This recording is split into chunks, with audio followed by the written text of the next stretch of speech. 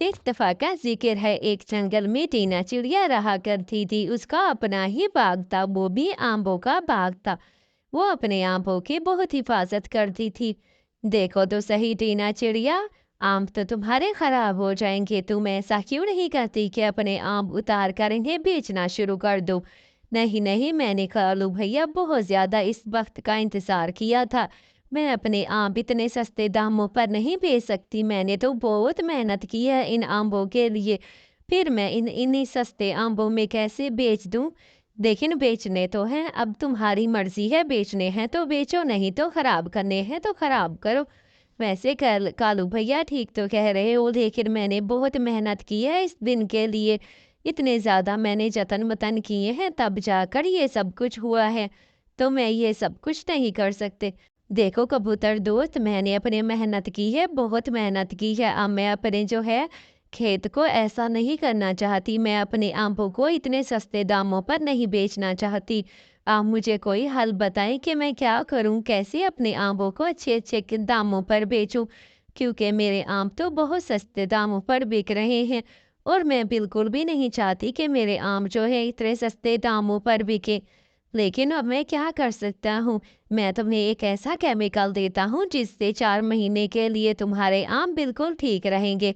उसके बाद जैसे ही सर्दियाँ आएंगी, तुम अपने आंबों को जो है निकाल कर बेचना शुरू कर देना। 4 महीने के लिए, जब तक तुम्हारे पैसे भी ज्यादा मिलेंगे। क्योंकि अब तो जंगल में सबके पास आम है, इसीलिए तुम्हारे इस आंबों की कोई वैल्यू नहीं है। हाँ, ये बात तो आपने बिल्कुल ठीक कही है। आपका बहुत शुक्रिया। ऐसे ही मीना चिड़िया आकर, टूनी चिड़िया आकर सारे जंगल में जो है आकर आम सारे जंगल को कहती है कि मेरा जादुई पेड़ है जिसकी वजह से इसके आम गिरने रहे। ऐसे ही वो मजाक करती है, और सारे जंगल के पंछी यही समझ लेते हैं। और ऐसे ही सारे जंगल के पंछियों को पता लग जाता है कि मीना चिड़िया का बाग जादुई बाग है, जिसमें उसके आम बिल्कुल भी खराब नहीं हो रहे। सर्दियों के मौसम आ जाता है, वो अपना आम तोड़ने ही आई थी कि वहीं पर ही चील आ जाता है। देखो तुम ऐसा करो, ये जादुई बाग मुझे दे दो। मुझे जादुई बाग हर सूरत में ही चाहिए। लेकिन ऐसे कैसे, हम मैं आपको अपना जादुई पेड़ दे दूं। मैं अपना जादुई पेड़ आपको नहीं देना चाहती। अच्छा, तो तुम अगर जादुई पेड़ नहीं दोगी तो मैं तो छीन लूंगा। इससे अच्छा है, पैसे दे रहा हूँ, पैसे लो और ये जादुई पेड़ मुझे दे दो।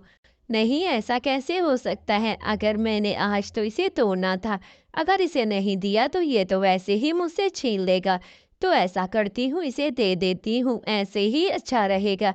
ऐसे ही वो अपना पेड़ उन्हें देखा, ठीक है मैं 50,000 लूंगी, फिर ही ये पेड़ आपको दूंगी, वरना ये पेड़ मैं कभी भी नहीं दूंगी।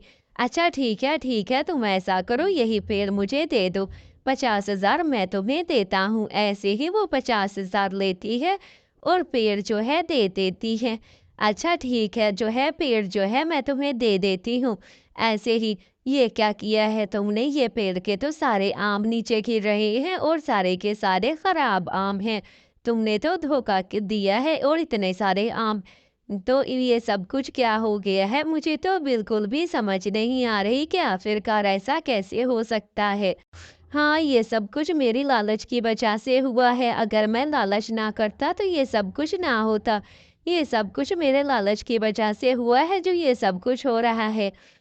ऐसे ही चील को अपने किए पर बहुत पछतावा था, लेकिन वो अब क्या कर सकता था। जो होना था हो गया। कहानी अच्छी लगे सब्सक्राइब करना।